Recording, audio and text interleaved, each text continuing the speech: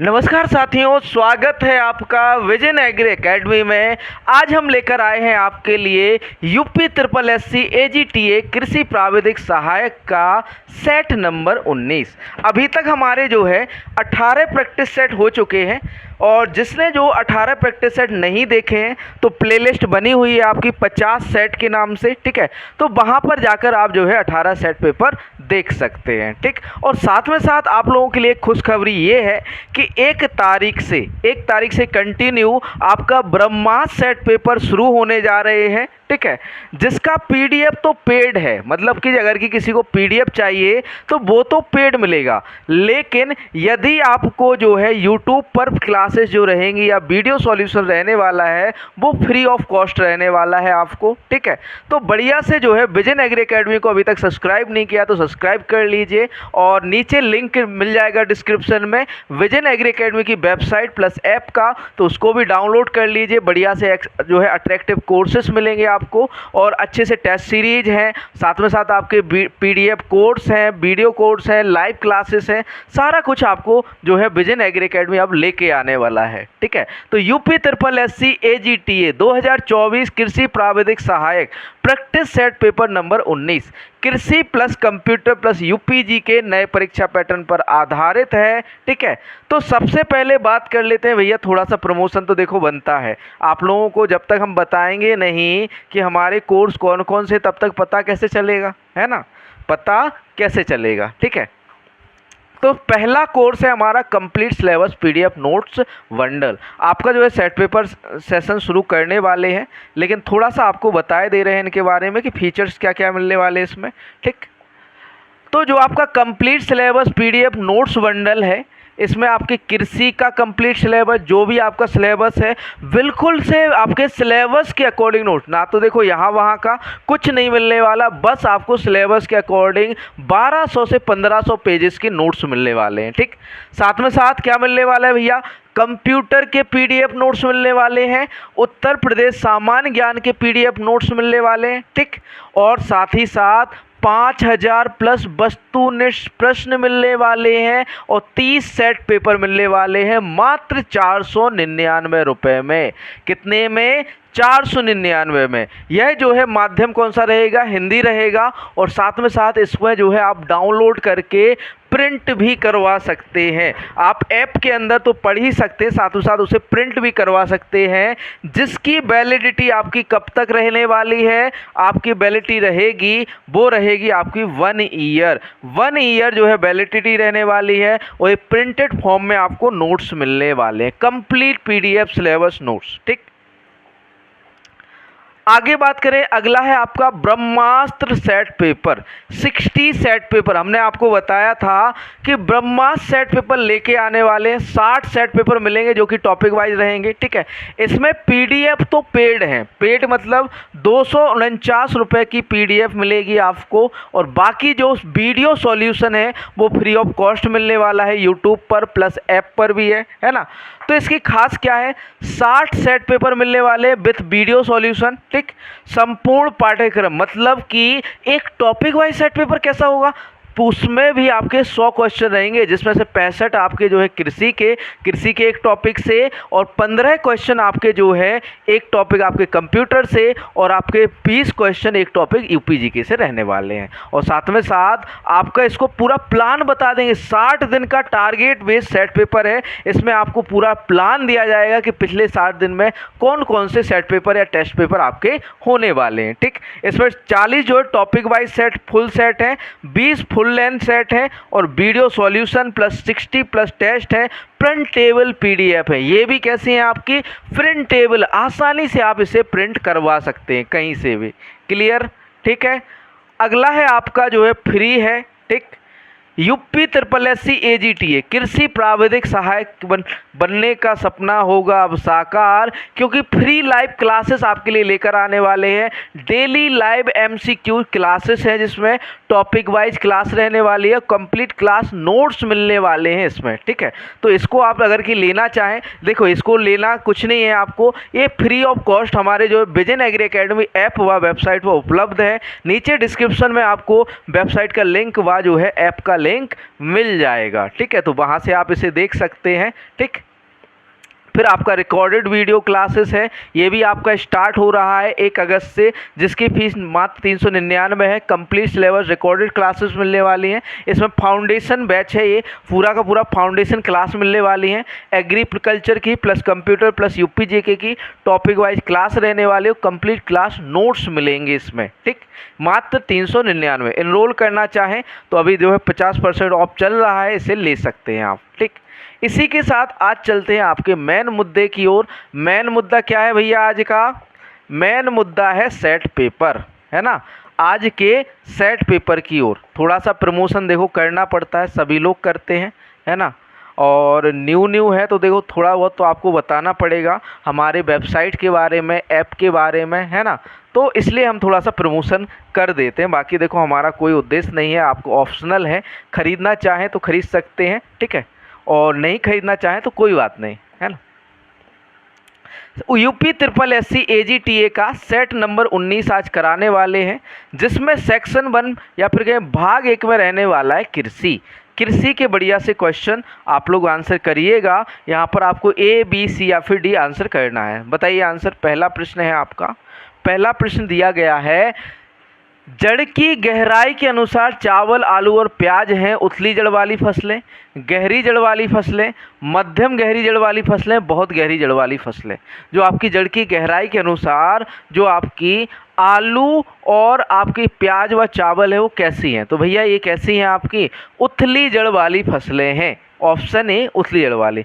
जो आपकी चावल, आलू व प्याज है ये कैसी फसलें हैं बच्चों? उथली जड़ वाली। ठीक, अगला क्वेश्चन, नियंत्रित परिस्थितियों में मिट्टी के एक स्तंभ से उत्पादन और निच्छालन हानि को मापने के लिए एक उपकरण को कहा जाता है इनफिल्ट्रोमीटर, बाष्पीकरण मापी, पायरोमीटर या लाइसीमीटर। क्या कहा जाता है? नियंत्रित परिस्थितियों में मिट्टी के एक स्तंभ से उत्पादन और निच्छालन हानि को मापने के लिए एक उपकरण को कहा जाता है इनफिल्ट्रोमीटर, बाष्पीकरण मापी या पायरोमीटर या लाइसीमीटर। बताइए आंसर। यहाँ पर बात करें बच्चों सही आंसर की तो लाइसीमीटर। लाइसीमीटर जो उपकरण है वो नॉर्मली आपका नियंत्रित परिस्थितियों में मिट्टी के एक स्तंभ से उत्पादन और निच्छालन हानि को मापने के लिए एक उपकरण जो है प्रयोग किया जाता है। ठीक है, आगे बढ़ते हैं अगले प्रश्न की ओर।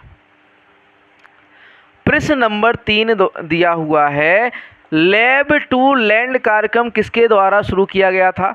NBSS LUP के द्वारा, the government of India Jharkhand द्वारा, इंदिरा गांधी द्वारा, ICR द्वारा। लैब टू लैंड प्रोग्राम या फिर कहें प्रयोगशाला से खेत तक कार्यक्रम किसके द्वारा शुरू किया गया था? आपका जो है ICR द्वारा, इंदिरा गांधी द्वारा, झारखंड सरकार द्वारा या फिर कहें ICR द्वारा। NBSS LUP जो आपका लैब टू लैंड प्रोग्राम है, फिर कहें प्रयोगशाला से खेत तक कार्यक्रम है, ये किसने शुरू किया था? ICAR ने शुरू किया था। किसने शुरू किया था बच्चों? ICAR ने। ठीक, आगे बढ़ते हैं अगले प्रश्न की ओर। प्रश्न नंबर 4 दिया हुआ है, सेवाग्राम प्रयास की देखरेख में शुरू किया गया था FL Brayne, Rabindranath Tagore, Jawaharlal Nehru, option D MK Gandhi. जो सेवाग्राम प्रयास है किसके द्वारा शुरू किया गया था? तो भैया ये शुरू किया गया था किसके द्वारा? मोहनदास करमचंद गांधी या MK गांधी द्वारा। ठीक, अगला क्वेश्चन है, अनार के लिए राष्ट्रीय अनुसंधान केंद्र स्थित है तिरुचिपल्ली में, तमिलनाडु, पुणे महाराष्ट्र, अजमेर राजस्थान या सोलापुर महाराष्ट्र। अनार के लिए राष्ट्रीय अनुसंधान केंद्र कहाँ पर है? तो भैया सभी को पता है कहाँ पर है, सोलापुर महाराष्ट्र के अंदर है। जो आपका ये कहें अनार के लिए या फिर national research centre on pomegranate जो है वो कहाँ पर है? आपका सोलापुर महाराष्ट्र के अंदर है। ठीक है, आगे बढ़ते हैं अगले प्रश्न की ओर। प्रश्न नंबर 6 दिया हुआ है, जड़ दबाव किसके द्वारा मापा जाता है? मैनोमीटर द्वारा, फोटोमीटर द्वारा, बैरोमीटर, प्याजोमीटर। जो आपका जड़ दबाव है या रूट प्रेशर है किसके द्वारा मापा जाता है? मैनोमीटर द्वारा, फोटोमीटर, बैरोमीटर या प्याजियोमीटर। बताइए आंसर क्या होगा? जो आपका जड़ दबाव है किसके द्वारा मापा जाता है? तो भैया ये मापा जाता है आपका मैनोमीटर द्वारा। किसके द्वारा मापा जाता है बच्चों? मैनोमीटर द्वारा मापा जाता है। अगला क्वेश्चन, जिम्नोस्पर्म और एंजियोस्पर्म के पके हुए बीजांड को कहा जाता है भ्रूण, पराग, बीज या फिर कहें अंडाशय। बताइए आंसर क्या होगा? जिम्नोस्पर्म और एंजियोस्पर्म के पके हुए बीजांड को क्या कहा जाता है? भैया वो कहा जाता है आपका बीज। ठीक, क्या कहा जाता है? बीज कहा जाता है। जिम्नोस्पर्म और एंजियोस्पर्म के पके हुए भाग को क्या कहा जाता है? बीज कहा जाता है। अगला क्वेश्चन, निषेचित अभिजांड जिससे एक नया पौधा निकलता है, भ्रूण, पराग या फिर बीज या अंडाशय। निषेचित बीजांड जिससे एक नया पौधा बनता है उसे किसके नाम से जानते हैं? तो भैया वो है आपका बीज। नया पौधा किससे बनता है? आपका बीज से ही तो बनता है ना, सीड से बनता है। अगला क्वेश्चन है, क्वेश्चन नंबर 9 है, ग्लाइसिन मैक्स किसका वैज्ञानिक नाम है? तिल का, सोयाबीन का, सरसों या चना। तो भैया जो ग्लाइसिन मैक्स है सभी को पता है किसका है? सोयाबीन का है। किसका है? आपका सोयाबीन का है। सिसमम इंडिकम, क्या भैया? सिसमम इंडिकम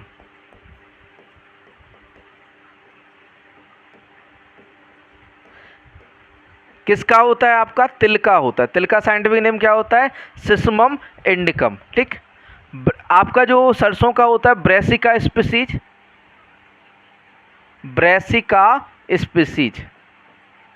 इसमें ब्रेसिका जुन्सिया भी आ जाता है, मेनली आपका ब्रेसिका जुन्सिया आ जाता है ना। ब्रेसिका जुन्सिया, ब्रेसिका कैरिनाटा, ब्रेसिका जुन्सिया होता है। चने का क्या होता है? सिसर एरिटिनम।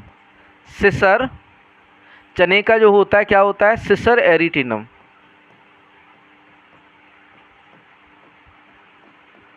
एरिटिनम। ठीक, सिसर एरिटिनम किसका होता है? चने का होता है। अगला क्वेश्चन, मूंगफली का वैज्ञानिक नाम क्या है? Helianthus annuus, Arachis hypogaea, Gossypium hirsutum, Linum usitatissimum. तो भैया मूंगफली का तो सबको पता है, वैज्ञानिक नाम क्या होता है? अरेचिस हाइपोजिया होता है, अराचिस हाइपोजिया होता है। हेलियंथस एनस किसका होता है? सूरजमुखी का होता है। किसका होता है? सूरजमुखी का होता है हेलियंथस एनस। गॉसिपियम हिरसुटम किसका होता है? आपका कपास का होता है। कपास का क्या होता है? गॉसिपियम हिरसुटम होता है। लिनम यूसिस लैटिनिमम किसका होता है? आपका अलसी का होता है। किसका होता है भैया? अलसी का होता है ना, अलसी का होता है। लिनम यूसिटेटिसिमम किसका होता है बच्चों? अलसी का होता है। किसका होता है? अलसी का होता है। क्लियर है? आगे बढ़ते हैं अगले प्रश्न की ओर। प्रश्न नंबर 11 दिया है, क्वेश्चन नंबर 11 है, मोनोकॉट्स में जड़ के चारों ओर सुरक्षात्मक आवरण को कहा जाता है? कोलेप्टाइल, कोलोराइजा, एपिकोटाइल या हाइपोकोटाइल। मोनोकॉट में जड़ के चारों ओर, मोनोकॉट में जड़ के चारों ओर सुरक्षात्मक आवरण को हम क्या कहते हैं भैया? कोलोप्टाइल। क्या कहा जाता है? कोलोप्टाइल। जो सुरक्षात्मक आवरण होता है जड़ के चारों ओर, जो आपका चारों ओर जो भी सुरक्षात्मक आवरण या झिल्ली पाई जाती है उसे क्या जाता है? कोलोप्टाइल। और सूट या तने के चारों ओर जो आवरण होता है, जड़ के चारों ओर तो क्या कहलाएगा? कोलोप्टाइल कहलाएगा बच्चों। लेकिन तने के चारों ओर जो आपकी झिल्ली होगी या सुरक्षात्मक आवरण होगा उसे क्या कहा जाता है? कोलियोराइजा कहा जाता है। यहाँ पर सही आंसर क्या हो जाता है? कोलियोप्टाइल सही आंसर हो जाता है। अगला क्वेश्चन है, केले के पनामा बेल्ट का कारक है? कवक, जीवाणु, विषाणु या नेमेटोड।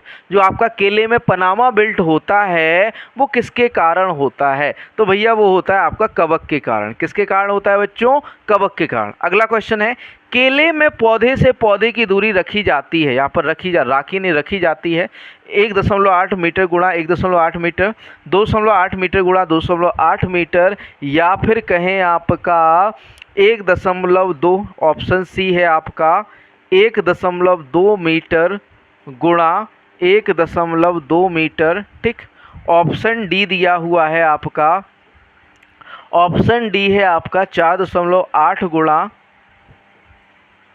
मीटर गुणा 4.8 मीटर, है ना। तो इनमें से बताइए क्या होगा आंसर। तो बात करें बच्चों सही आंसर की, तो केले में पौधे से पौधे की जो दूरी रखी जाती है वो कितनी रखी जाती है बच्चों? 1.8 मीटर से 1.8 मीटर रखी जाती है। ऑप्शन ए यहाँ पर राइट आंसर हो जाता है। ऑप्शन ए सही उत्तर हो जाता है। ठीक, आगे बढ़ते हैं अगले प्रश्न की ओर। प्रश्न नंबर 14 दिया है, क्वेश्चन नंबर 14 है केले में बंच का सही से ना बनना, इम्प्रॉपर बंच फिलिंग का कारण है बोरॉन की कमी, जिंक की कमी, पोटेशियम की कमी या आयरन की कमी। आंसर कीजिए। आपका केले में बंच का ना बनना या सही से ना बनना किसके कारण होता है? तो भैया वो होता है पोटेशियम की कमी के कारण। किसके कारण होता है बच्चों? पोटेशियम की कमी के कारण जो है बंच जो है सही से नहीं बनते, या केले के जो गुच्छे होते हैं वो सही से नहीं बनते पोटेशियम की कमी के कारण। ठीक, अगला क्वेश्चन, केले का खाने योग्य भाग क्या होता है? थैलेमस, एरिल, पेरिकार्प या मीजोकार्प व एंडोकार्प। केले का खाने योग्य भाग क्या होता है? भैया जो खाने योग्य भाग होता है केले का क्या होता है? मीजोकार्प या एंडोकार्प होता है। क्या होता है? मीजोकार्प व एंडोकार्प होता है केले का खाने योग्य भाग। अगला क्वेश्चन, निम्नलिखित में से किस एक में क्लोनल चयन सामान्य विधि है? आम में, केला, नींबू, अनानास। किस में जो है क्लोनल चयन एक सामान्य विधि है? तो भैया वो है आपका केले के अंदर। किसके अंदर बच्चों? केले के अंदर। किस में जो है, किस एक में क्लोनल चयन सामान्य विधि है? वो है आपका केला में। ठीक, आगे बढ़ते हैं अगले प्रश्न की ओर। प्रश्न नंबर 17 दिया हुआ है, कॉफी रस्ट का प्रकोप किस स्थान पर होता है? Bharat, Sri Lanka, Australia, Vietnam. Coffee rust का जो आपका प्रकोप है किस स्थान पर सर्वाधिक होता है? भारत के अंदर, श्रीलंका में, ऑस्ट्रेलिया या वियतनाम में। तो भैया श्रीलंका में होता है। कॉफी का जो है रस्ट का प्रकोप सर्वाधिक कहाँ पर होता है बच्चों? श्रीलंका के अंदर होता है। कहाँ पर होता है बच्चों? श्रीलंका के अंदर। अगला क्वेश्चन, शुद्ध कल्चर तकनीकों के जनक कौन है? आपका जो प्योर कल्चर टेक्निक है, क्या भैया? Pure culture, pure culture technique है ना, टेक्निक है, इसके जो जनक है वो कौन है? ब्रोफेल्ड है, मेहता है, प्रीबोस्ट है, टिलेट है। बताइए आंसर। तो भैया शुद्ध कल्चर तकनीकों के जो जनक कहे जाते हैं वो ब्रीफेल्ड कहे जाते हैं। कौन कहे जाते हैं बच्चों? ब्रीफेल्ड कहे जाते हैं। ठीक, आगे बढ़ते हैं अगले प्रश्न की ओर। प्रश्न नंबर 19 दिया हुआ है, पहला माइक्रोस्कोप किसने विकसित किया? एंटोन डीवेरी ने, एच फ्लोर ने, ब्रीफेल्ड ने, एंटोन वॉन लीeuwenhoek ने। पहला माइक्रोस्कोप किसने विकसित किया था? तो भैया एंटोन वैन लीeuwenhoek ने किया था। पहला माइक्रोस्कोप किसने विकसित किया था? आपका एंटोन वैन लीeuwenhoek। अगला क्वेश्चन, क्वेश्चन नंबर 20 दिया हुआ है। प्रश्न नंबर 20 है, भारतीय फाइटोबैक्टीरियोलॉजी के जनक कौन है? भारतीय फाइटोबैक्टीरियोलॉजी के जनक कौन है? टी.ओ. डाइनर है, के.आर. कीर्तिकर हैं, एम.के. पटेल हैं, के.सी. मेहता। बताइए आंसर। आपके जो भारतीय फाइटोबैक्टीरियोलॉजी है उसके जनक कौन है? तो भैया वो हैं आपके एम.के. पटेल। एम.के. पटेल को भारतीय फाइटोबैक्टीरियोलॉजी के जनक के रूप में जाना जाता है। किसे? आपका एम.के. पटेल। अगला क्वेश्चन, क्वेश्चन नंबर जो है 21 दिया हुआ है, 21, उफरा रोग नेमेटोड के कारण होता है और मुख्य रूप से किस फसल में होता है? उफरा रोग नेमेटोड के कारण होता है और मुख्य रूप से किस फसल में होता है? जौ में, धान, गेहूं या मक्का में। तो भैया उफरा रोग जो है नेमेटोड से होने वाला रोग है और यह किसके अंदर होता है? धान के अंदर होता है। डिटिलेंचस एंगस्टस के कारण होता है। किसके कारण? किस नेमेटोड के कारण होता है? डिटिलेंचस एंगस्टस नेमेटोड के कारण होता है। अगला क्वेश्चन, निम्नलिखित में से कौन सा एक प्याज और लहसुन का घातक कीट है? मिलीबग, थ्रिप्स, बल्बवेदक, इनमें से कोई नहीं। तो यहाँ पर भैया जो सही आंसर हो जाता है वो हो जाता है थ्रिप्स, जो है कोई जो है प्याज और लहसुन का एक घातक कीट है। ठीक, आगे चलते हैं, प्रश्न नंबर 23 की बात करते हैं। प्रश्न नंबर 23, बैगन में छोटी पत्ता रोग, लिटिल लीफ रोग किसके द्वारा प्रसारित होता है? मक्खी द्वारा, लीफ हॉपर द्वारा, सफ़ेद मक्खी या बीज द्वारा। बैंगन में छोटी पत्ता रोग या फिर कहें आपका जो है लिटिल लीफ जो है किसके द्वारा जो है प्रसारित होता है, या फिर कहें वेक्टर कौन है आपका लिटिल लीफ का? तो भैया वो है आपका कौन? Leaf hopper. लीफ हॉपर क्या करता है? आपको प्रसारित करता है किसके? आपके बैगन के छोटी पत्ता रोग को। अगला क्वेश्चन, प्रश्न नंबर 24 है, स्लिपरी बैंड का प्रयोग किसके लिए किया जाता है? फल मक्खी के लिए, बालों वाली कैटरपिलर के लिए, आम तना छेदक के लिए, आम मिलीबग के लिए। स्लिपरी बैंड का प्रयोग किसके लिए किया जाता है? तो भैया वो किया जाता है आम मिलीबग के लिए। किसके लिए किया जाता है आपका? आम की मिलीबग के लिए स्लिपरी बैंड का प्रयोग किया जाता है। स्लिपरी बैंड का प्रयोग किसके लिए किया जाता है आपका? आम की मिलीबग को कंट्रोल करने के लिए। ठीक, साथ में साथ आपको सभी को बता दिया है कि इस सेट पेपर के पीडीएफ जो आपका ऐप है, नीचे डिस्क्रिप्शन में लिंक मिल जाएगा, उसमें ये ऐप आपको जो है मिलेंगे। ठीक, ये आपके पेड हैं। ठीक, अगला क्वेश्चन है, क्वेश्चन नंबर 25 दिया है, बोर्डो मिश्रण का प्रयोग सामान्यतः नियंत्रण करने में होता है मृदु रोमिल आसिता, झुलसा, एंथ्रेक्नोज या उपयुक्त सभी। आपका जो ये कहें कि बोर्डोक्स मिक्सचर है या बोर्डो मिश्रण है जिसे पीएमए मिलार्डेट ने खोजा था। किसने खोजा था? पीएमए मिलार्डेट ने खोजा था। किसके नियंत्रण करने में जो है आपका सामान्यतः प्रयोग होता है? मृदु रोमिल आसिता, डाउनी मिल्ड्यू, झुलसा, एंथ्रेक्नोज। तो भैया उपरोक्त सभी जो रोग जो दिए गए हैं उनके नियंत्रण के लिए हम बोर्डेक्स मिक्सचर का प्रयोग करते हैं। अगला क्वेश्चन, प्रश्न नंबर 26 है, इनमें से कौन सी फसल में बीटी जीन प्रथम बार प्रवेश कराया गया था? गेहूं में, गन्ना, कपास या मक्का? सबसे पहले बीटी जीन का प्रयोग किस में किया गया था? तो भैया कपास में किया था। सबसे पहले बीटी जीन किस में प्रवेश कराया गया था बच्चों? कपास के अंदर प्रवेश कराया गया था। ठीक है, आगे बढ़ते हैं। अगला प्रश्न है प्रश्न नंबर 27, 27वां प्रश्न है, संकर ओज का अधिकतम दोहन किसके रूप में होता है? संश्लिष्ट के रूप में, मिश्र किस्म के रूप में, संकर किस्मों के रूप में या बहुरेखित के रूप में?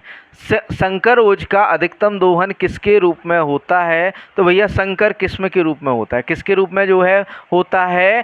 क्रॉस वैरायटी या हाइब्रिड वैरायटी या फिर कहें संकर किस्म के रूप में सर्वाधिक दोहन होता है। किसका जो है आपका? संकर ओज का। किसका? संकर ओज का सर्वाधिक दोहन किस में होता है आपका? संकर किस्मों में होता है। ठीक, क्लियर इतना? आगे बढ़ते हैं अगले प्रश्न की ओर। प्रश्न नंबर 28 है, निम्नलिखित में से कौन अनुलेखन द्वारा उत्पादित होता है? आरएनए, डीएनए, प्रोटीन या हिस्टोन? निम्नलिखित में से कौन अनुलेखन द्वारा उत्पादित होता है? तो भैया वो होता है आपका, यहाँ पर आंसर जो है, जस्ट मिनट रुक जाना बच्चों।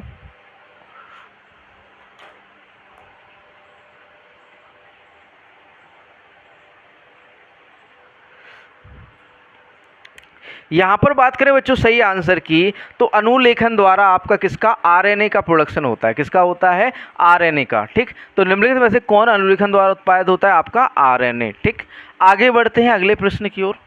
प्रश्न नंबर 29 दिया है 29, शुद्ध वंशक्रम सिद्धांत प्रतिपादित किया था जीएस सल ने, एमएल जेनकिंस ने, वीएल जॉनसन ने या के मैथर एवं जेएल जिक्स ने?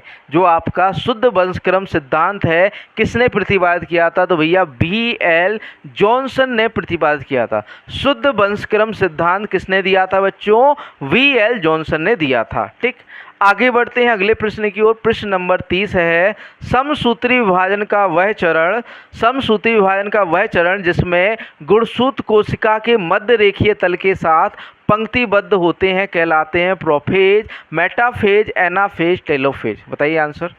समसूत्री विभाजन का वह चरण जिसमें गुणसूत्र कोशिका के मध्य रेखीय तल के साथ पंक्तिबद्ध होते हैं कहलाते हैं प्रोफेज, मेटाफेज, एनाफेज या टेलोफेज? तो भैया हम उसे क्या कहते हैं? आपका मेटाफेज कहा जाता है। क्या कहा जाता है बच्चों? मेटाफेज कहा जाता है। अगला क्वेश्चन, जेनेटिक कोड के गुण के बारे में से कौन तथ्य सही नहीं है? कोडॉन यूनिवर्सल होता है, कोडॉन ओवरलैपिंग होता है, कोडॉन कॉमालेस होता है, कोडॉन ट्रिपलेट होता है? तो भैया यहाँ पर जो है कौन सा सही नहीं है ये पूछा गया है। तो भैया कोडॉन ओवरलैपिंग नहीं होता है। ठीक, क्या नहीं होता? ओवरलैपिंग। तो यहाँ पर सही क्या नहीं है? कोडॉन ओवरलैपिंग होता है, ये सही नहीं है। ठीक, आगे बढ़ते हैं अगले प्रश्न की ओर।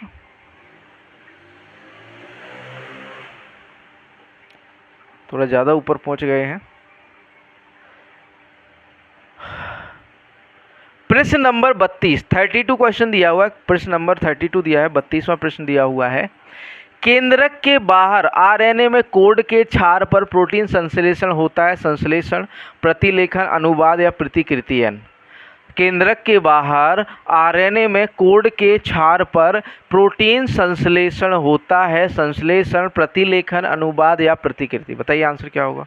ये आपके जो है जेनेटिक्स के जो है क्वेश्चन है, ठीक है। तो उसे हम भैया हम क्या कहते हैं, आपका अनुवाद कहते हैं, ट्रांसलोकेशन या फिर कहें अनुवाद कहते हैं, ठीक, ट्रांसलेशन कहते हैं, ठीक। अगला क्वेश्चन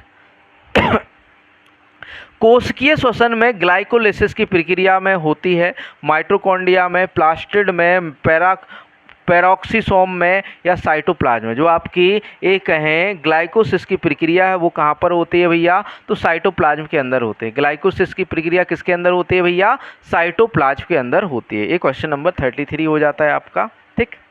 आगे चलते हैं अगले प्रश्न की ओर। प्रश्न नंबर 34 है, प्रकाश संश्लेषण के पीएस सेकंड या फोटो सिस्टम सेकंड में Mn++ का उद्देश्य बताइए। Mn++ का उद्देश्य बताइए। यहाँ पर जो है ऑप्शन इसके देखिए आगे दिए गए हैं। ऑप्शन नंबर ए है, ऑप्शन नंबर ए है, देखिए ए दिया गया है, ऑक्सीजन की उत्पत्ति, RUBP कार्बोक्जिलिक का एक्टिव होना, ATP का बनना, NADP का रिडक्शन। तो भैया जो आपका PS सेकेंड सिस्टम, प्रकाश संश्लेषण PS जो फोटो सिस्टम सेकेंड है में Mn++ का उद्देश्य क्या है, ऑक्सीजन की उत्पत्ति करना। ऑक्सीजन की उत्पत्ति जो है Mn++ का क्या है, उद्देश्य है। अगला क्वेश्चन प्रश्न नंबर 35 दिया हुआ है, 35 प्रश्न है।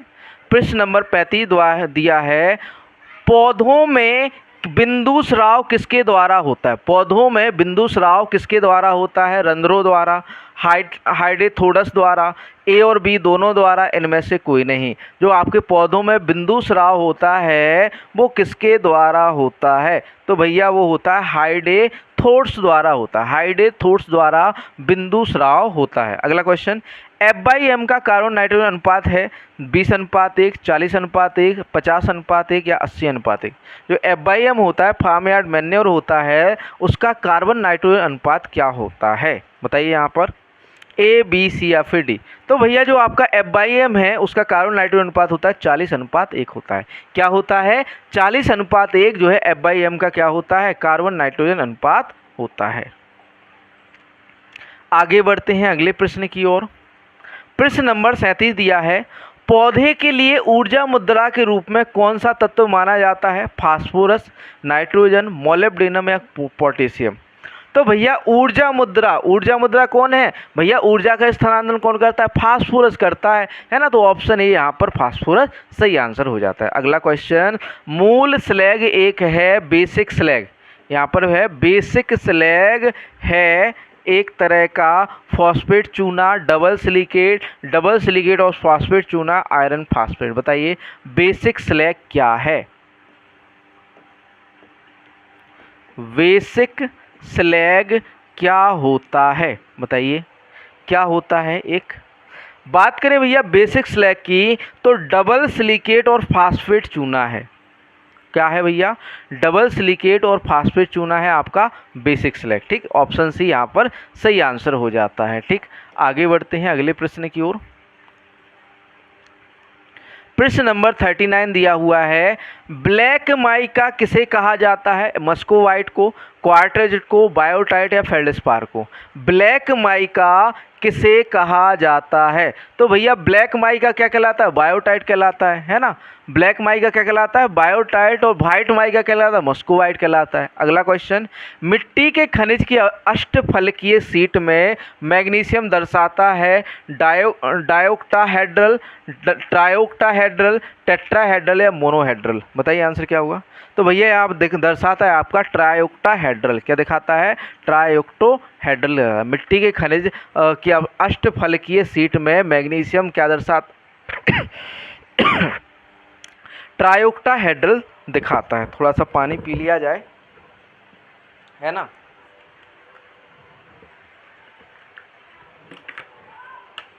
3 बजे एक और क्लास लाइव है आपकी टॉपिक वाइज, है ना, तो वो भी ज्वाइन करनी है आप लोगों को। अगला क्वेश्चन है क्वेश्चन नंबर 41 दिया हुआ है। बढ़ते हैं अगले प्रश्न की ओर। प्रश्न नंबर 41 दिया हुआ है कि भैया मिट्टी में जनसंख्या के अनुसार कौन सही है? बैक्टीरिया, एक्टिनोमाइसीटी, कवक, कवक, एक्टिनोमाइसीटी, बैक्टीरिया, एक्टिनोमाइसीटी, कवक, बैक्टीरिया, इनमें से कोई नहीं। देखिए यहाँ पर जो आपके कवक होते हैं, है ना, देखो सामान्य मृदा की बात करें तो सामान्य मृदा में सबसे अधिक क्या पाया जाता है? आपका बैक्टीरिया पाया जाता है। सबसे अधिक क्या पाया जाता है? बैक्टीरिया, सेकंड एक्टिनोमाइसीटी और कवक। ये किसमें पाए जाते हैं? सामान्य मृदा में। किसके अंदर पाए जाते हैं भैया? सामान्य मृदा के अंदर सबसे अधिक क्या होता है? बैक्टीरिया होता है, ठीक। फिर आपका एक्टिनोमाइसीटी और कवक होते हैं। बात करें आपके अम्लीय मिट्टी की तो अम्लीय मिट्टी में क्या भैया? अम्लीय मिट्टी में कवक अधिक होते हैं, है ना। सेकंड आपके बैक्टीरिया होते हैं, एक्टिनोमाइसीटीज तो नहीं होंगे, है ना, बैक्टीरिया होते हैं, ठीक। फिर आपके जो है एक्टिनोमाइसीटीज होते हैं। क्या होते हैं? एक्टिनोमाइसेट्स होते हैं,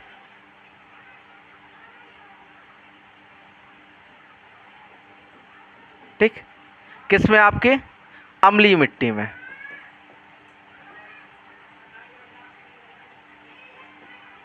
किसमें? आपका अम्लीय मिट्टी में, ठीक।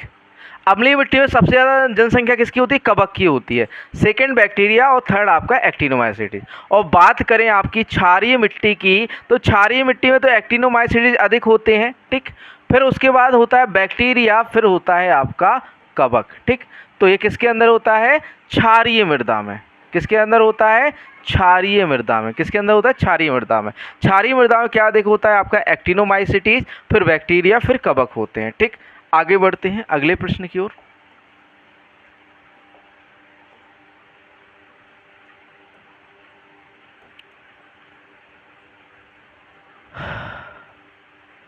प्रश्न नंबर 42, क्वेश्चन नंबर 42 है जैविक मिट्टी में वजन के हिसाब से कार्बनिक पदार्थ की, जैविक मिट्टी में वजन के हिसाब से कार्बनिक पदार्थ की मात्रा है।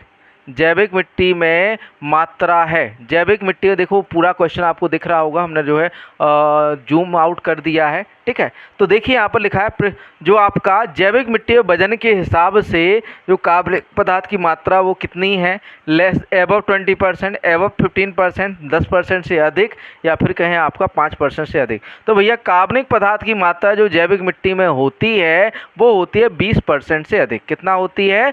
20% से अधिक। तो ऑप्शन ए यहाँ पर सही आंसर हो जाता है। ऑप्शन ए 20% से अधिक। किसमें? आपका जैविक मिट्टी में वजन के हिसाब से कार्बनिक पदार्थ की क्या मात्रा क्या होती है? 20% से अधिक होती है, ठीक है। अगला क्वेश्चन है प्रश्न नंबर 43 है। 43वां प्रश्न लिखा हुआ है मिट्टी की घटती उम्र का सही क्रम कौन सा है? अल्टीसोल, अल्फीसोल, मॉलीसोल, एंटीसोल।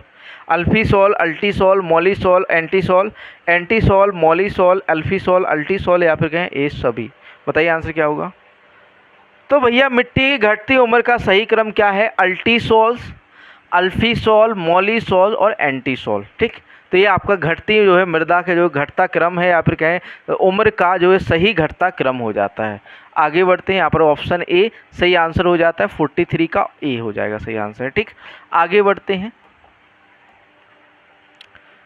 प्रश्न नंबर 44 दिया हुआ है मिट्टी के ऊर्ध्वाधर भाग को के रूप में जाना जाता है? क्षितिज, सोलम, प्रोफाइल या मिट्टी? जो ऊर्ध्वाधर भाग होता है मिट्टी का उसे किसके रूप में जाना जाता है भैया? प्रोफाइल के रूप में। वर्टिकल सेक्शन ऑफ सॉइल क्या कहलाता है? Soil profile. Vertical section of soil क्या कहलाता है? सॉइल प्रोफाइल कहलाता है। अगला क्वेश्चन है बहिर्वेदी ज्वालामुखीय चट्टान का उदाहरण है बेसाल्ट, रायोलाइट, एंडीसाइट, इनमें से कोई नहीं। बहिर्वेदी या ज्वालामुखी चट्टान का उदाहरण क्या है? इनमें से कोई नहीं। ज्वालामुखी चट्टान में जो है ग्रेनाइट आ जाते हैं, या फिर कहें जो इग्नीशियस रॉक्स होती हैं, या फिर कहें आग्नेय चट्टानें जो है आ जाती हैं। यहाँ पर आंसर हो जाएगा इनमें से कोई नहीं। यहाँ पर आग्नेय चट्टानें आ जाएंगी। कौन सी आ जाएंगी? आग्नेय चट्टानें, क्योंकि यह जो है ज्वालामुखी के ठंडे होने से बनती हैं आग्नेय चट्टानें, जिसमें आपका जो है ग्रेनाइट आ जाता है, डोलेराइट आ जाता है, बेसाल्ट आ जाता है ना, ये सब आ जाएंगे। ठीक, आगे चलते हैं। सॉरी, बेसाल्ट नहीं आएगा, बेसाल्ट नहीं आएगा, बेसाल्ट सेकेंडरी होता है। ठीक, इसमें आपका आ जाता है जो आपकी आग्नेय चट्टानें होती हैं। अगला क्वेश्चन है, क्वेश्चन नंबर 46 है, चूरा या सॉ डस्ट का कार्बन नाइट्रोजन अनुपात कितना होता है? 25:1, 400:1, 250:1, 125:1। तो भैया चूरे का जो कार्बन नाइट्रोजन अनुपात होता है वो होता है 400:1। कितना होता है चूरे का कार्बन नाइट्रोजन अनुपात? 400:1। अगला क्वेश्चन, क्वेश्चन नंबर 47 है, आवर्त सारणी का सबसे अधिक विद्युत ऋणात्मक तत्व है ऑक्सीजन, फ्लोरीन, क्लोरीन या इनमें से कोई नहीं। तो भैया वो है आपका फ्लोरीन। ये क्वेश्चन पूछा गया है आपका एग्जाम में, इस वजह से आप कहोगे सर यहाँ तो केमिस्ट्री है नहीं। केमिस्ट्री नहीं है लेकिन पोषक तत्व तो हैं, है ना, पोषक तत्व तो पढ़ने हैं। तो फ्लोरीन जो है आवर्त सारणी का सबसे अधिक विद्युत ऋणात्मक जो है तत्व होता है। ठीक, आगे बढ़ते हैं अगले प्रश्न की ओर। प्रश्न नंबर 48 है, रिमोट सेंसिंग में फोटोग्राफी के लिए किस प्रकार के विकिरण का उपयोग किया जाता है? हरा प्रकाश, बैगनी प्रकाश, अवरक्त तरंगें, इनमें से कोई नहीं। तो भैया रिमोट सेंसिंग में फोटोग्राफी के लिए जो है अवरक्त तरंगों या अवरक्त विकिरणों का प्रयोग किया जाता है। अगला क्वेश्चन, यदि चट्टान में हो तो उसमें ऑक्सीकरण की और कमी दोनों होगी या रिडक्शन, ऑक्सीजन रिडक्शन दोनों होगा। यदि चट्टानों में क्या हो, यहाँ पर पूछा गया है, बताइए आंसर क्या होगा? यदि चट्टानों में आपके आयरन भी हो, मैग्नीज हो, सल्फर हो, ये सभी हो तो आपका क्या होता है? ऑक्सीकरण और रिडक्शन होता है, रिडक्शन या कमी होती है। ठीक, ऑक्सीकरण रिडक्शन की प्रक्रिया होती है। ठीक, आगे बढ़ते हैं अगले प्रश्न की। यहाँ पर जो है ऑप्शन डी सही आंसर हो जाता है, इनमें से सभी। ठीक, अगला क्वेश्चन है, प्रश्न नंबर 50 दिया हुआ है, अभ्रक समूह का सबसे प्रमुख सदस्य कौन सा है? अभ्रक समूह का सबसे प्रमुख सदस्य कौन सा है? मस्कोवाइट, क्वार्ट्ज, बायोटाइट या टैल्क? बताइए आंसर क्या होगा? अभ्रक समूह का सबसे प्रमुख सदस्य कौन सा है? तो भैया वो है आपका मस्कोवाइट। कौन सा है? मस्कोवाइट जो है अभ्रक समूह का प्रमुख सदस्य है। अगला क्वेश्चन, फसल वर्ष 2024-25 के लिए चना का न्यूनतम समर्थन मूल्य क्या है? फसल वर्ष 2024-25 के लिए चने का न्यूनतम समर्थन मूल्य क्या है? तो भैया यहाँ पर कितना है आपका न्यूनतम समर्थन मूल्य चने का? चलिए देखते हैं आंसर। ठीक, ऑप्शन देखते हैं। ऑप्शन ए दिया हुआ है, यहाँ पर ऑप्शन ए दिया हुआ है आपका 2275। ठीक, 2275, 5440, 6425 या 5650। तो बात करें बच्चों सही आंसर की, तो यहाँ चने का जो आपका न्यूनतम समर्थन मूल्य 2024-25 के लिए वो है आपका 5440। कितना? 5440 एमएसपी डिसाइड किया गया है किसका? आपका चने का। आगे अन्य फसलों की बात करें, थोड़ा सा ये हटाना भूल गए हम, है ना, वरना ये भी हम हटा देते आपका, ये हटाना भूल गए। एमएसपी नीचे आंसर में नीचे लिखा हुआ था, है ना। देखिए यहाँ पर देखिए गेहूं का कितना है आपका रबी सीजन के लिए 2275 है, चना का 5440, मसूर का 6425, सरसों व रेपसीड का 5650 है, कुसुम का 5800 है और जौ का कितना है 1850 जो है करंट में एमएसपी या न्यूनतम समर्थन मूल्य है। आगे बढ़ते हैं अगले प्रश्न की ओर। प्रश्न नंबर 52 दिया है, 52 दिया हुआ है, उत्पादन की लागत का सिद्धांत प्रयोग करते हुए न्यूनतम की जा सकती है लाभ का नियम, अवसर मूल्यों का नियम, न्यूनतम मूल्य संयोजन का नियम, मूल्य सिद्धांत। उत्पादन लागत की यहाँ पर इकोनॉमिक्स आ जाती है, उत्पादन लागत का सिद्धांत प्रयोग करते हुए न्यूनतम की जा सकती है। तो भैया वो की जाती है न्यूनतम मूल्य संयोग का नियम।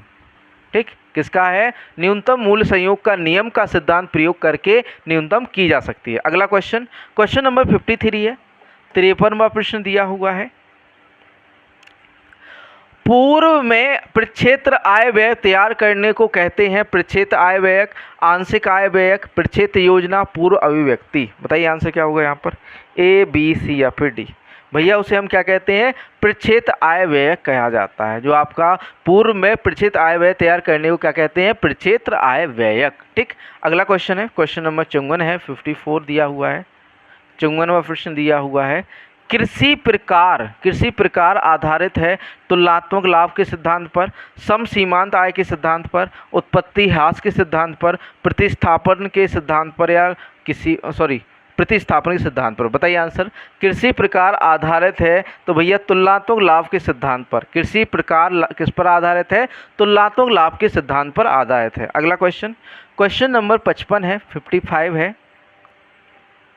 लेवी मूल्य लागू होता है किसानों पर, व्यापारियों पर, उपभोक्ताओं पर, बिचौलियों पर।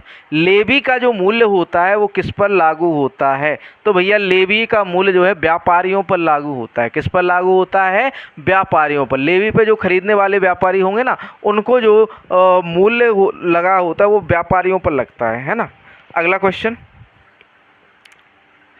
नंबर 56 है।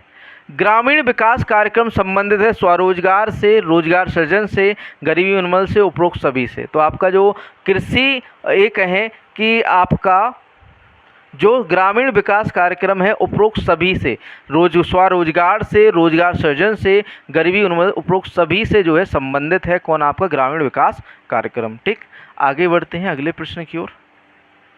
प्रश्न नंबर 57 है। कृषि सखी योजना में लाभार्थी कौन है? महिला किसान, महिला किसान या किसान। ऑप्शन डी दिया हुआ है आपका शहरी महिलाएं या सरकार। तो बात करें बच्चों यहाँ सही आंसर की तो महिला किसान। जो आपकी कृषि सखी योजना है अभी जो है प्रधानमंत्री द्वारा जून 2024 में वाराणसी से लॉन्च की गई है ना। तो महिला किसान इसमें लाभार्थी हैं किसमें? आपके कृषि सखी योजना में। ठीक, आगे बढ़ते हैं अगले प्रश्न की ओर। प्रश्न नंबर 58 है। कृषि सखी योजना की शुरुआत कब हुई? 15 जून 2018 को, 15 जून 2024 को, 10 जुलाई 2024 को, 15 मई 2024 को। तो भैया 15 जून 2024 को शुरुआत या लॉन्च की गई थी आपकी कौन सी? कृषि सखी योजना। ठीक, अगला क्वेश्चन है प्रश्न नंबर 59 दिया हुआ है। निम्न में से कौन सा दृश्य प्रसाधन है? कठपुतली का प्रदर्शन, स्लाइड्स, नाटक या बोलती गुड़िया। तो भैया कौन सा दृश्य साधन है? दृश्य प्रसाधन पूछा गया है यहाँ पर। तो भैया दृश्य प्रसाधन यहाँ पर है आपका स्लाइड्स। क्या है भैया? स्लाइड्स। देखो आपका कठपुतली का प्रदर्शन आपको दिखता भी है और सुनाई भी देता है। यहाँ पर दृश्य श्रव्य नहीं पूछा गया, यहाँ पर क्या पूछा है? दृश्य साधन। नाटक जो है दृश्य और श्रव्य है, बोलती गुड़िया एक श्रव्य साधन है। यहाँ पर सही आंसर क्या हो जाता है? स्लाइड्स हो जाता है। ठीक, अगला क्वेश्चन। कृषि विज्ञान केंद्र की सफलता का श्रेय किसे जाता है? डॉक्टर मंगल राय को, डॉक्टर चंद्रिका प्रसाद, मोहन सिंह मेहता या डॉक्टर परोदा? तो डॉक्टर चंद्रिका प्रसाद को। जो आपकी बुक है SR कांटवा या फिर कहें एक बुक आती है आपकी अरुण कात्यायन, उसमें डॉक्टर चंद्रिका प्रसाद दिया हुआ है ना। डॉक्टर चंद्रिका प्रसाद को कृषि विज्ञान की सफलता का श्रेय जाता है और ज़्यादातर जो है चंद्रिका प्रसाद ही है। ठीक, यहाँ पर सही आंसर क्या हो जाए? चंद्रिका प्रसाद, डॉक्टर चंद्रिका प्रसाद। आगे बढ़ते हैं अगले प्रश्न की ओर। क्वेश्चन नंबर 61 है। कान पत्ती नुमा गाय की किस नस्ल की मुख्य विशेषता है? साहिवाल, बैचौर, गिरिया, राठी। किस नस्ल के जो कान होते हैं वो पत्ती नुमा होते हैं? बताइए आंसर क्या होगा? किस नस्ल के कान पत्ती नुमा होते हैं? तो भैया गिर के होते हैं। गिर के जो है जो कान होते हैं वो कैसे? पत्ती नुमा, और जो सींग होते हैं अर्धचंदाकार होते हैं। ये पूछा जाता है कि किस नस्ल के सींग जो है अर्धचंदाकार होते हैं, गिर के होते हैं। ठीक, अगला क्वेश्चन। कृत्रिम गर्भाधान विश्व में सर्वप्रथम हुआ था? भारत, इटली, USA, इनमें से कोई नहीं।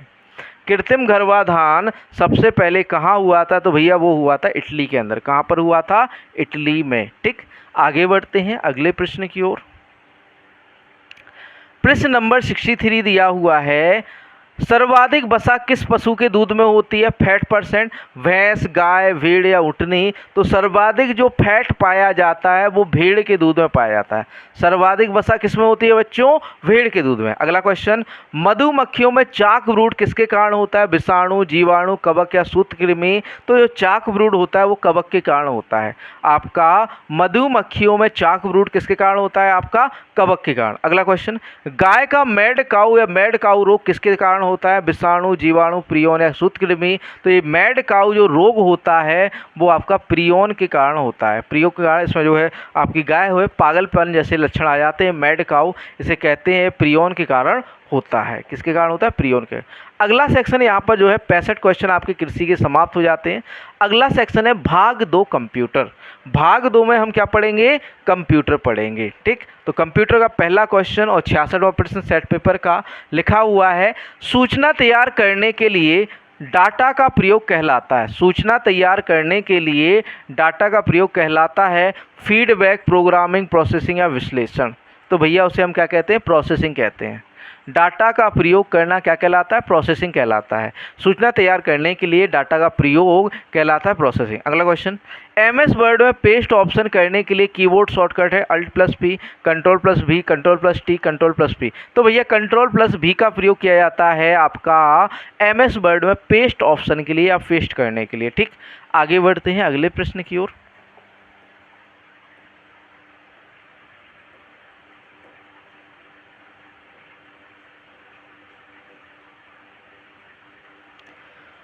प्रश्न नंबर 68 है, निम्न में से कौन सी कंप्यूटर की विशेषता है, तीव्र गति, त्रुटि रहित कार्य, गोपनीयता, उपरोक्त सभी। तो यहाँ पर सही आंसर हो जाता है उपरोक्त सभी, क्योंकि सारी की सारी बातें, जैसे आपका तीव्र गति होती है कंप्यूटर की, त्रुटि रहित कार्य होता है, साथ ही साथ गोपनीयता रहती है। अगला क्वेश्चन, वे माइक्रो कंप्यूटर जिनमें IBM माइक्रो कंप्यूटर के समान ऑपरेटिंग विशेषता होती है IBM कहलाते हैं। डुप्लीकेट, क्लोन, प्रतियां, इनमें से कोई नहीं। तो भैया उन्हें हम क्या कहा जाता है, आपका क्लोन कहा जाता है। क्या कहा जाता है, क्लोन कहा जाता है। ठीक, जिसमें वे माइक्रो कंप्यूटर जिनमें IBM माइक्रो कंप्यूटर के समान ऑपरेटिंग विशेषता होती है, कौन से IBM कहलाते हैं, क्लोन IBM कहलाते हैं। कौन से IBM कहलाते हैं बच्चों, क्लोन IBM कहलाते हैं। आगे बढ़ते हैं अगले प्रश्न की ओर।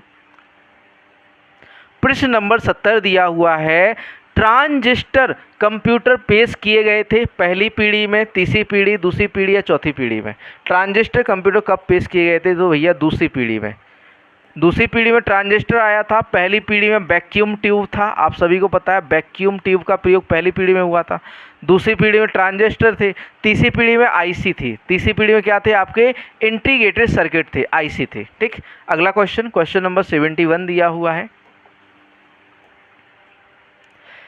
निम्नलिखित में से कौन सा डिवाइस लैन नेटवर्क के साथ क्लाइंट को वायरलेस कनेक्टिविटी प्रदान करता है, wireless network adapter, wireless switch, wireless gateway, wireless repeaters. बताइए आंसर क्या होगा। तो यहाँ पर सही आंसर हो जाएगा 71 का wireless network adapters, wireless network adapters. ठीक, अगला क्वेश्चन, क्वेश्चन नंबर 72 है, प्रश्न नंबर 72 दिया हुआ है आपका, MS वर्ड में Ctrl+डाउन एरो का उपयोग के लिए किया जाता है। कर्सर को एक पैराग्राफ नीचे ले जाया जाता है, कर्सर को एक लाइन नीचे ले जाता है, कर्सर को एक पेज नीचे ले जाता है, कर्सर को एक स्क्रीन से नीचे ले जाता है। तो यहाँ पर भैया सही आंसर जो हो जाएगा, Ctrl+डाउन एरो जो है आपका क्या करता है, Ctrl+डाउन एरो जो है पेज को क्या भैया क्या करता है, पेज को डाउन ले जाता है। किसको डाउन ले जाता है, आपका पेज को डाउन ले जाने का काम करता है। देखिए यहाँ पर सही आंसर की बात करें तो कर्सर को एक पेज नीचे ले जाता है। एक पेज कहाँ ले जाता है, नीचे।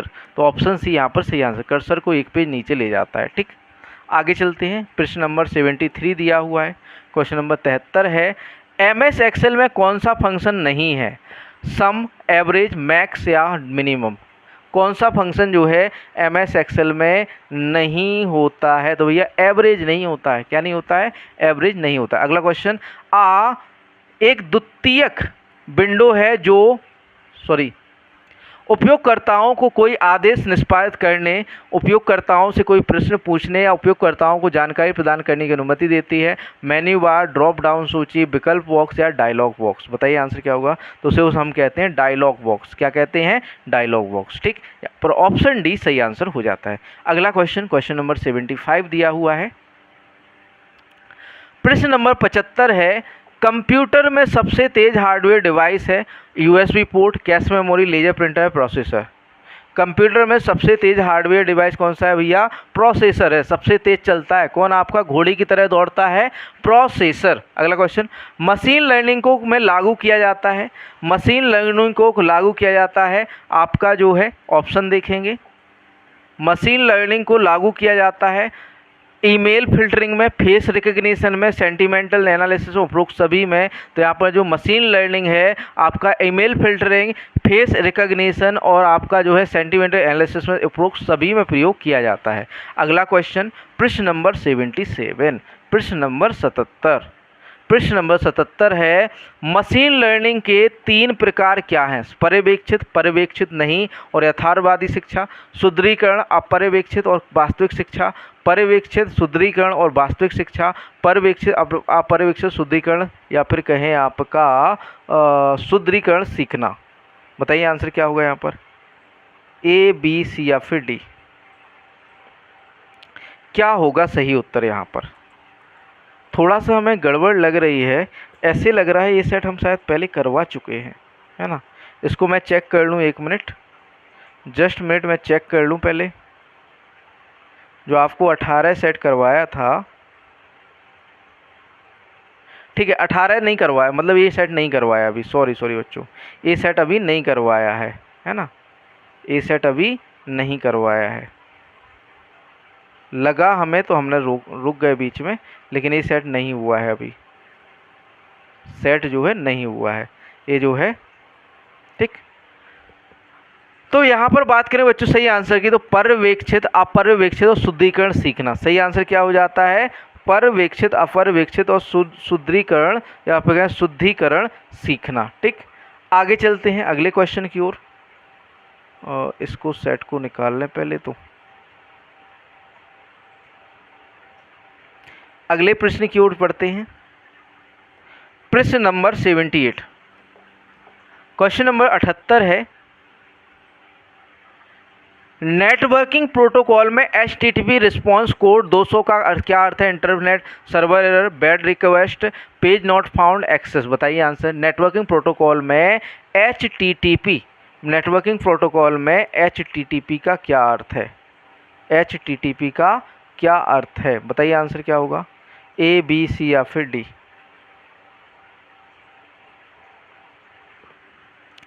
इंटरनेट सर्वर एरर या बैड रिक्वेस्ट या फिर कहें आपका पेज नॉट फाउंड, एक्सेस या सक्सेस, सॉरी सक्सेस। बताइए आंसर क्या होगा यहाँ पर, ए, बी, सी या फिर डी?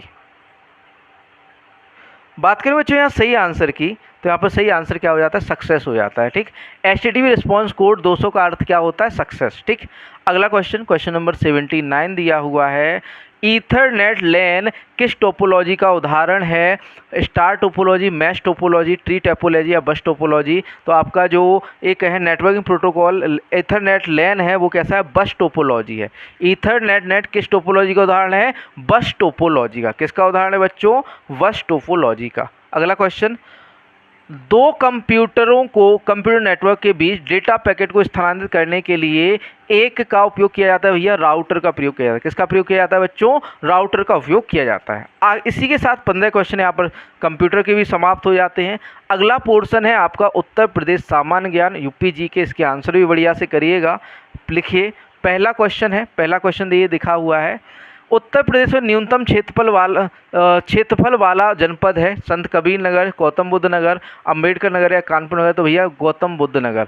सबसे कम क्षेत्रफल वाला जिला कौन सा है आपका? गौतम बुद्ध नगर। अगला क्वेश्चन, बुंदेलखंड आर्थिक क्षेत्र में जनपदों की संख्या कितनी है? 5, 6, 7 या 8? तो आपके 7 जनपद हैं।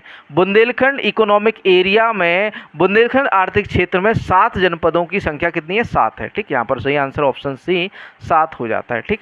आगे बढ़ते हैं, अगला प्रश्न, प्रश्न नंबर 83 है उत्तर प्रदेश का कौन सा क्षेत्र आग कल्प की प्राचीन शैलों में से निर्मित है? शिवालिक, विंध्याचल, रोहिलखंड, बुंदेलखंड? तो भैया आग शैलों से कौन निर्मित है? आपका बुंदेलखंड है। कौन सा है भैया? बुंदेलखंड। अगला क्वेश्चन, उत्तर प्रदेश में नवाबगंज पक्षी विहार स्थित है? उत्तर प्रदेश में नवाबगंज पक्षी विहार कहाँ पर स्थित है? आपका ऑप्शन देखिए यहाँ पर दिए गए हैं। उत्तर प्रदेश में नवाबगंज पक्षी विहार, उत्तर प्रदेश में नवाबगंज पक्षी विहार गाजियाबाद, गोंडा, रायबरेली, उन्नाव? तो उत्तर प्रदेश में जो है आपका ये कह सकते हैं जो नवाबगंज पक्षी विहार है, कहाँ पर है? उन्नाव के अंदर है। जो नवाबगंज पक्षी विहार है वो कहाँ पर है? आपका जो है उन्नाव के अंदर। यहाँ पर सही आंसर हो जाता है उन्नाव। अगला क्वेश्चन, गंगा नदी उत्तर प्रदेश में किस जनपद से प्रवेश करती है? बिजनौर, मेरठ, सहारनपुर, जेपी नगर। तो भैया गंगा नदी हमारी सहारनपुर से प्रवेश करती है। कहाँ पर? उत्तर प्रदेश के अंदर। ठीक, आगे बढ़ते हैं अगले प्रश्न की ओर।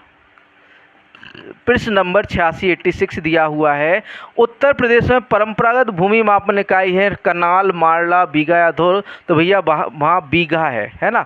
उत्तर प्रदेश में परंपरागत भूमि मापन की इकाई कौन सी है? बीघा है। अगला क्वेश्चन, उत्तर प्रदेश में सर्वाधिक प्रतिशत कर्मचारी नियोजित हैं कृषि क्षेत्र में, उद्योग क्षेत्र में, सेवा क्षेत्र में, उद्योग एवं सेवा क्षेत्र में। तो भैया कृषि क्षेत्र में सर्वाधिक जो लोग जो है कार्यरत हैं किसके अंदर हैं? कर्मचारी हैं कृषि क्षेत्र के अंदर सर्वाधिक है। किस कहाँ पर है? आपके कृषि, सॉरी यहाँ पर एक आंसर गलत हो गया है, गंगा नदी वाला। गंगा नदी जो है हमारी कहाँ से निकलती है? बिजनौर से निकलती है। कहाँ से निकलती है बच्चों? बिजनौर से होते हुए उत्तर प्रदेश में प्रवेश करती है। कहाँ से होते हुए? बिजनौर से होते हुए। इसको हम एक बार आपका जो है डुअल वेरीफाई करना चाहेंगे, एक बार देखना चाहेंगे, क्योंकि ये आंसर हमें थोड़ा सा गड़बड़ लग रहा है ना।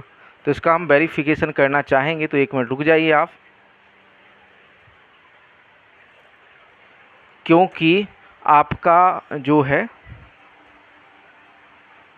यहाँ पर देखना होगा गंगा नदी या नदियों का प्रवाह तंत्र, है ना। उत्तर प्रदेश का अफवाह तंत्र जल 62।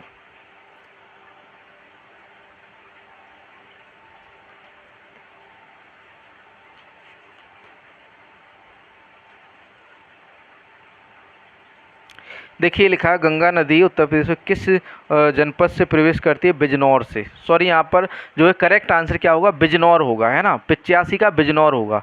थोड़ा सा जल्दी जल्दी में गलत बोल दिया था, यहाँ पर बिजनौर होगा आपका। गंगा नदी उत्तर प्रदेश में किस जनपद से प्रवेश करती है? आपकी बिजनौर से प्रवेश करती है। कहाँ से प्रवेश करती है बच्चों?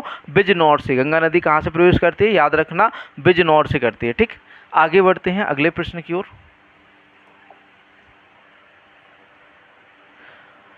प्रश्न नंबर 88 है, भारत में मेथा तेल उत्पादन में उत्तर प्रदेश का योगदान कितने प्रतिशत है? 60%, 85%, 75% या 90%? मेंथा का जो ऑयल प्रोडक्शन है कितना उत्तर प्रदेश का कितना जो है योगदान है? तो 90%, 90% जो मेंथा का तेल है उत्तर प्रदेश से जाता है भारत के अंदर। ठीक, अगला क्वेश्चन, भारत में आमों का सबसे बड़ा उत्पादक राज्य कौन सा है? बिहार, गुजरात, महाराष्ट्र, उत्तर प्रदेश। तो भैया उत्पादक भी कौन सा? भैया उत्तर प्रदेश है आमों का सबसे बड़ा उत्पादक। अगला क्वेश्चन, क्वेश्चन नंबर 90 है, आर्यभट्ट नक्षत्रशाला स्थित है गोरखपुर में, रामपुर में, लखनऊ, गाजियाबाद। आर्यभट्ट नक्षत्रशाला कहाँ पर स्थित है? तो भैया ये रामपुर के अंदर स्थित है। कहाँ पर स्थित है बच्चों? रामपुर के। आर्यभट्ट नक्षत्रशाला कहाँ पर स्थित है? आपकी रामपुर के अंदर स्थित है। तो ऑप्शन भी यहाँ पर सही आंसर हो जाता है। अगला क्वेश्चन, उत्तर प्रदेश के किस जनपद नगर में कीर्तिमंग बनते हैं? गोरखपुर, कानपुर, सीतापुर या प्रयागराज?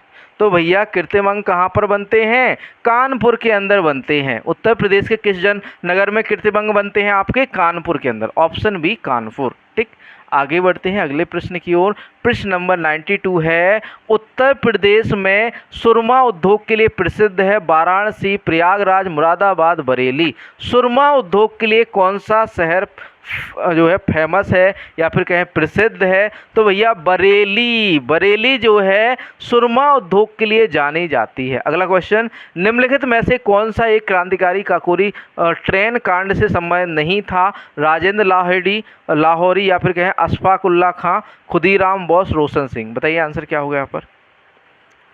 खुदीराम बोस जो है आपके जो है काकोरी कांड से संबंधित नहीं है। कौन भैया? खुदीराम बोस।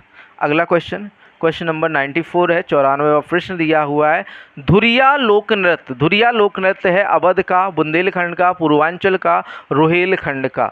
धुरिया लोक नृत्य कहाँ का है? आपका बुंदेलखंड का है। धुरिया लोक नृत्य कहाँ का है? बुंदेलखंड का। अगला क्वेश्चन, निम्नलिखित में से कौन से स्थान पर कुंभ मेला नहीं होता है? किस स्थान पर कुंभ मेला नहीं लगता है? कुंभ मेला कहाँ नहीं लगता है? उज्जैन, प्रयागराज, हरिद्वार, वाराणसी। तो कहाँ पर नहीं लगता है कुंभ मेला? वाराणसी में नहीं लगता। कहाँ पर नहीं लगता बच्चों? वाराणसी में नहीं लगता, हरिद्वार में लगता है, प्रयागराज में लगता है, उज्जैन में लगता है। अगला क्वेश्चन, अमीर खुसरो द्वारा रचित कविता छाप तिलक सब चीनी किस भाषा में है?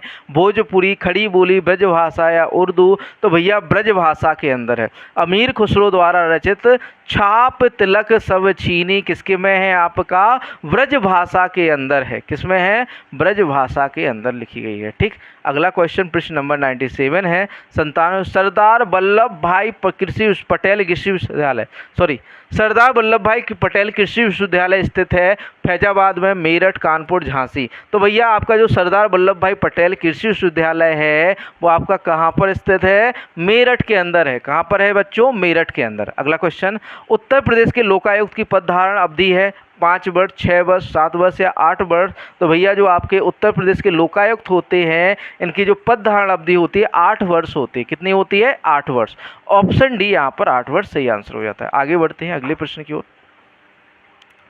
प्रश्न नंबर 99 या 99वां प्रश्न दिया हुआ है, उत्तर प्रदेश में आयकर का पद सेवा में किसके बराबर है? जिला मजिस्ट्रेट, अपर सचिव, संभागीय आयुक्त या सचिव? अपर सचिव। जो आपका उत्तर प्रदेश आयकर का पद सेवा में किसके बराबर है? तो भैया संभागीय आयुक्त या सचिव के रूप में, संभागीय आयुक्त या सचिव के रूप में। अगला क्वेश्चन, आत्मनिर्भर उत्तर प्रदेश रोजगार अभियान कब प्रारंभ किया गया था? 24 जनवरी 2020 में, 25 जून 2020, 26 जून 2020 या 27 जुलाई 2020 में? तो भैया 26 जून 2020 को आत्मनिर्भर उत्तर प्रदेश रोजगार अभियान जो है शुरू किया गया था कोरोना के टाइम पर। यहाँ पर आपके 100 प्रश्न यहाँ पर समाप्त हो जाते हैं, है ना। तो बढ़िया से आप सभी ने आशा करते हैं आंसर दिए होंगे। साथ ही साथ आपको कुछ चीज़ें हम दिखा दे रहे हैं। आपको हमने बताया था कि हमारा जो है एक कोर्स आ रहे हैं हमारे विजन एग्री एकेडमी की तरफ से आपके लिए बढ़िया से तैयारी के लिए। एक तो कंप्लीट सिलेबस PDF नोट्स हैं जिसमें कंप्लीट आपको फाउंडेशन या पे कहें आपके बेसिक नोट्स मिलने वाले, बेसिक प्लस एडवांस प्लस आपके जो है फैक्ट वाइज। और इसमें देखो ऐसा है कि आपका जो है लो लेवल से लेकर हाई लेवल तक के नोट्स है, एक भी क्वेश्चन बाहर नहीं जाने देंगे नोट्स से, है ना। तो कृषि plus computer plus Uttar Pradesh सामान्य ज्ञान के नोट्स 500 प्लस वस्तुनिष्ठ प्रश्न और 30 सेट पेपर मात्र 499 में। ब्रह्मास्त्र बैच 60 सेट पेपर मिलने वाले हैं विथ वीडियो सॉल्यूशन, जो कि आपके 100 क्वेश्चन रहेंगे प्रत्येक सेट में। प्राइस कितना? 249 रुपये। और बनने यूपी SSSC AGTA बनने का सपना होगा साकार। फ्री लाइव क्लासेस पूरी की पूरी आपके टॉपिक वाइज MCQs, बहुत सारे MCQs आपके लिए लेकर आने वाले हैं। तो इसको इनरोल कर सकते हैं। और एक रिकॉर्डेड क्लासेस है आप सभी के लिए, बैच है मात्र 399 में। इस पर अभी 50% ऑफ चल रहा है। यदि इसको बाय करना चाहें तो आप बाय कर सकते हैं। ठीक, मिलते हैं नेक्स्ट सेशन में आपका जो है अगले सेट पेपर क्वेश्चन जो है 20 के साथ। और आपका 1 तारीख से ब्रह्मास्त्र जो है सेट पेपर शुरू हो रहे हैं, तो उनको जरूर ज्वाइन करिएगा। ठीक है, मिलते हैं नेक्स्ट सेशन में।